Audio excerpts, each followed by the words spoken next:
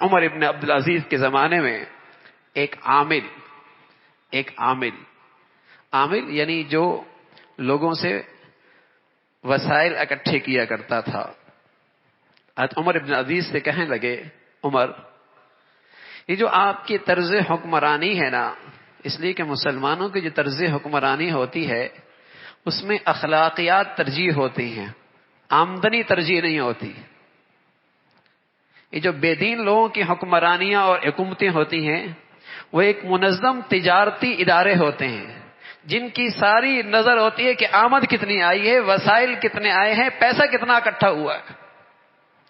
اور جو مسلمانوں کی حکمرانیاں تھیں ان کے یہاں ترجیحات کیا تھی کہ مسلمانوں کے اخلاقیات کا کیا حال ہے، قدروں کا کیا حال ہے، ایمان کا کیا حال ہے، ہدایت کا کیا حال ہے۔ جو کچھ وسائل اکٹھا کرتے تھے وہ صرف ان کی تکمیل کی خاطر اکٹھا کیا کرتے تھے، وسائل ان کے مطلوب مقصود نہیں ہوا کرتے تھے۔ تو عمر ابن العزیز سے اس عامل نے کہا، آپ کے جو طرز حکمرانی ہے نا اس سے آمدنی میں بہت فرق پڑ رہا ہے اور حکومتی وسائل اور مال میں بہت کمی آ رہی ہے۔ سبحان اللہ۔ عمر ابن عبدالعزیز رحمۃ اللہ علیہ نے فرمایا، اس عامل سے ایسا جملہ کہا مختصر الفاظ میں کہ مسلمانوں کی اسلامی حکمرانی کا سارا آئینہ دکھا دیا۔ فرمانے لگا، دیکھو رسول اللہ صلی اللہ علیہ وسلم اس دنیا میں ہادی بنا کر بھیجے گئے تھے، ٹیکس جمع کرنے کے لیے نہیں بھیجے گئے تھے، چنگی اکٹھی کرنے کے لیے نہیں بھیجے گئے تھے، ہادی بنا کر بھیجے گئے تھے۔ مسلمانوں کی طرز حکمرانی، مسلمانوں کی سب سے بڑی ترجیح قوم کے اخلاقیات کا کیا حال ہے۔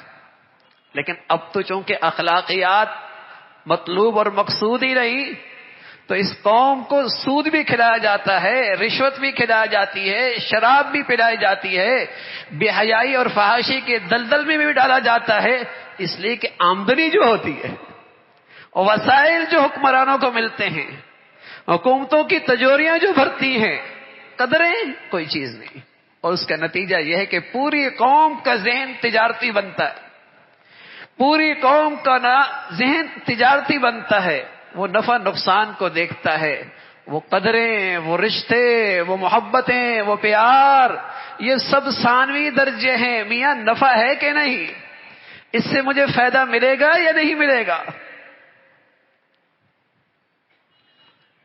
قرآن کی زندگی تھی برکتی برکت ہوا کرتے، اور عمر ابن عزیز کا وہ زمانہ کیسا تھا، سبحان اللہ، بکری اور بھیڑیا اکٹھے بیٹھا کرتے تھے، بکری اور بھیڑیا اکٹھے بیٹھا کرتے تھے، اور اس فتن دور میں دو بھائی بھی اگر دسترخوان پہ اکٹھے بیٹھ جائے تو بڑی بات ہوتی ہے۔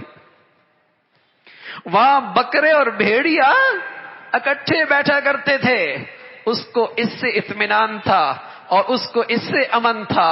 میں عرض کر رہا ہوں، باپ بھی ایک ہے، ماں بھی ایک ہے، زندگی کے ماہوں سال ایک دسترخوان پہ زندگی گزری ہے، پھر اس دسترخوان پہ بہن اور بھائی اکٹھے بیٹھ جائے، بڑی بات ہے، بڑی بات۔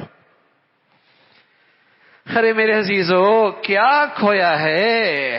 وہی عظیم الشان تحفہ جو اللہ نے اپنے حبیب کے واسطے سے انسانیت کو دیا تھا، وہی قرآن تو کھو بیٹھے ہیں۔ نہ عظمت دلوں میں رہی ہے، نہ عظمت دلوں میں رہی ہے۔ صحت کی عظمت ہے، پل بنانے کی عظمت ہے، گھروں کی عظمت ہے، سب چیزوں کی عظمت، اہمیت، مادی نقشوں کی اہمیت ہے، تو آج ان اداروں کی بھی اہمیت ہے۔ اور جہاں قرآن کی آبیاری ہو رہی ہو، قرآن کی خدمت ہو رہی ہو، اور امت کے بچوں میں قرآن کا نور پیدا کیا جا رہا ہو، آج قوم کا حال کیا ہے؟ یہ مدرسی تو ہیں، بلکہ بعض بے دین، لا دین، دین بیزار لوگ تو کہتے ہیں یہ دینی ادارے، دینی مساجد، یہ مدارس، یہ بوجھ ہیں۔ یہ وہ بدقسمت مخلوق ہے جس کے دلوں میں ایمان، دین کی عظمت کوئی نہیں، جن کے گھر، جن کی زندگیاں قرآن سے خالی ہیں، جنہیں اندازہ ہی نہیں کہ اگر اللہ کا عذاب ٹلا ہوا ہے اور آنے والے آفات جو پہلی قوموں پہ آیا کرتے تھے، اگر آج یہ امت وطن عزیز محفوظ ہے تو ان معصوم بچوں کی برکت سے ہے، جو سحری میں اٹھ کر اللہ کا کلام پڑھ رہے ہوتے، جو سویرے سویرے چٹائیوں پہ بیٹھ کے شہروں میں، جنگلوں میں، دیہاتوں میں اللہ کا کلام پڑھ رہے ہوتے۔ ورنہ وہ کون سی بدی ہے جو پہلے قوموں میں تھی اور آج نہیں ہے؟ وہ کون سی برائی ہے جو پہلے قوموں میں تھی اور آج نہیں ہے؟ کچھ رہا سہا ان لوگوں کی برکت ہے جنہوں نے اس دولت کو آج سنبھالا دیا ہوا ہے۔ قرآن کی عظمت، قرآن کی عظمت آج امت اس سے خالی ہو گئی۔ تلاوت قرآن، زندگیاں خالی ہو گئی، گھر خالی ہو گئے، اور قرآن پر عمل وہ تو بہت دور جا چکا ہے، بہت دور جا چکا ہے۔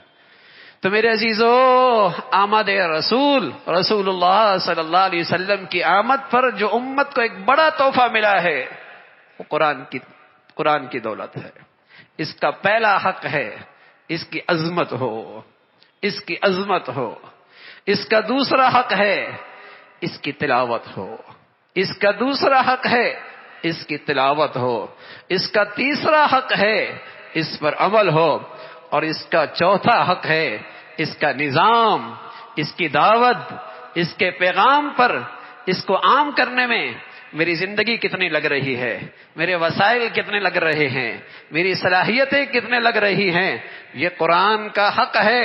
وقال الرسول یا ربی ان قوم اتخذوا هذا القرآن مہجورا۔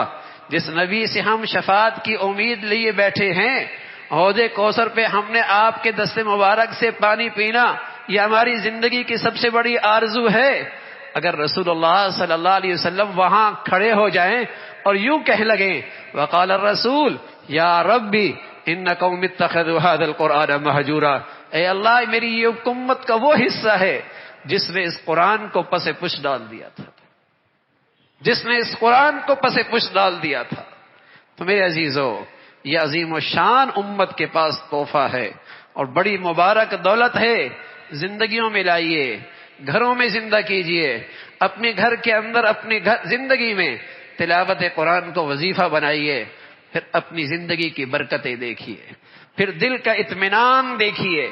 قرآن کا ایک نام ذکر بھی ہے، انا نحن نزلنا الذکر، ہم نے ذکر اتارا۔ قرآن کا ایک نام ذکر بھی ہے، اور اسی کے متعلق قرآن نے بتایا الا بذکر اللہ تطمئن القلوب، قرآن کی تلاوت سے، قرآن پر عمل کرنے سے دلوں کو اطمینان ملتا ہے، دلوں کو اطمینان ملتا ہے، دلوں کو سکون ملتا ہے، دلوں کو چین ملتا ہے۔